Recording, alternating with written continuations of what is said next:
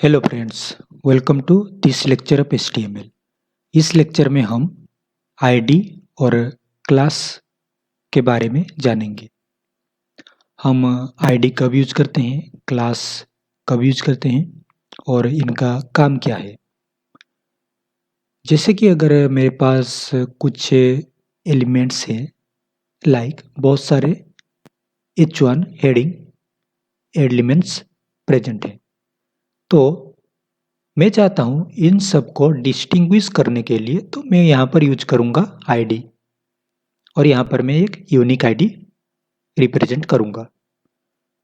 अगर मेरे पास ऐसे ही कुछ H1 एलिमेंट्स हैं, कुछ H2 एलिमेंट्स हैं, या फिर कुछ भी हो सकता है, कुछ भी कॉम्बिनेशन HTML एलिमेंट्स के,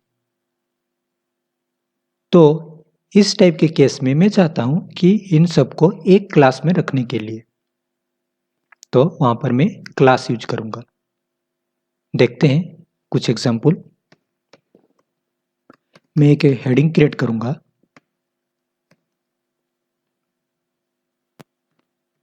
फास्ट हेडिंग। इसी तरह मैं और कुछ हेडिंग क्रिएट करूंगा।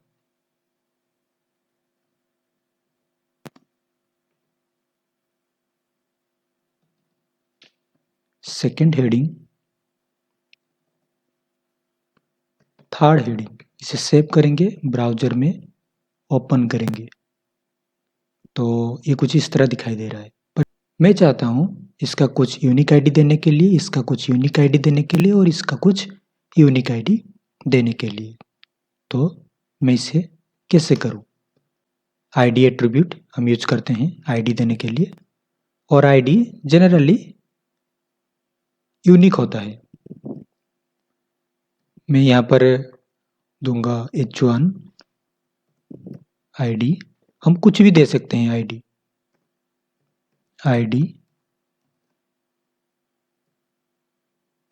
H1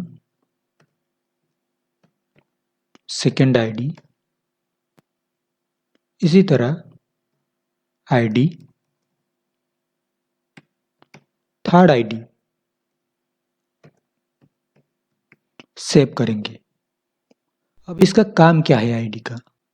अगर हम यूज कर रहे हैं जावास्क्रिप्ट या फिर CSS, तो वहां पर इस आईडी के जरिए इस HTML एलिमेंट को हम एक्सेस कर सकते हैं। वहां पर इसके ऊपर जो भी प्रॉपर्टी अप्लाई करना चाहे, जो भी हम एक्शन करना चाहे जावास्क्रिप्ट में, कर सकते हैं।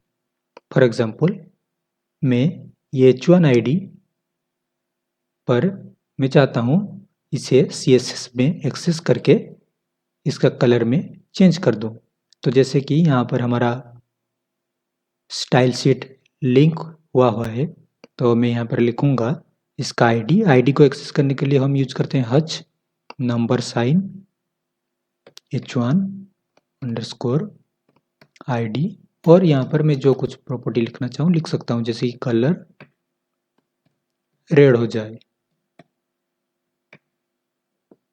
ब्राउजर में जाएंगे, रिफ्रेश करेंगे, तो ये पहला वाला रेड होगा, पर ये रेड नहीं होगा, ये भी रेड नहीं होगा, जबकि ये भी H1 हेडिंग है और ये भी H1 हेडिंग है और ये भी H1 हेडिंग है। देख लेते हैं रिफ्रेश करके, जैसे कि इसका कलर चेंज हो गया। अब देखते हैं क्लास। जैसे कि मान लेते हैं मेरे पास और एक हेडिंग है H2 हेडिंग, और ये सारे हेडिंग्स का कुछ यूनिक आईडी है। पर मैं चाहता हूं ये सारे हेडिंग्स एक क्लास में आ जाए, तो इसके लिए हम यूज करते हैं क्लास एट्रीब्यूट।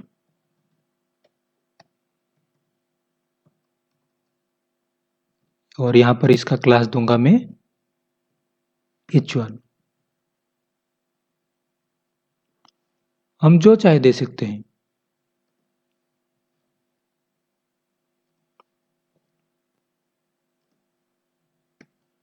सेव करेंगे, ब्राउज़र में जाएंगे, रिफ्रेश करेंगे तो कुछ नहीं, यहाँ पर और एक हेडिंग आ गया है। हम जाएंगे यहाँ पर और एक्सेस करेंगे हमारे क्लास नेम के जरिए HTML एलिमेंट्स को।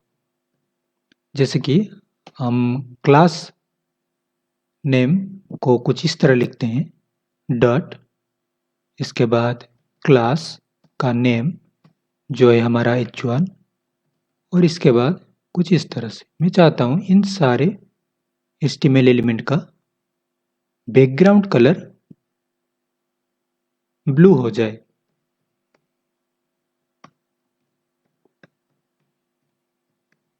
सेव करेंगे, ब्राउज़र में जाएंगे और रिफ्रेश करेंगे तो ये सारे HTML एलिमेंट में अप्लाई हो जाएगा। जैसे कि ये सारे HTML एलिमेंट्स का बैकग्राउंड कलर ब्लू हो गया है। तो इस तरह से हम क्लास या फिर आईडी यूज करते हैं। क्लास यूज करते हैं कुछ इस तरह। हम चाहे तो एक क्लास एट्रीब्यूट के अंदर दो क्लास नेम यूज कर सकते हैं, लाइक स्पेस देकर h1 और h2।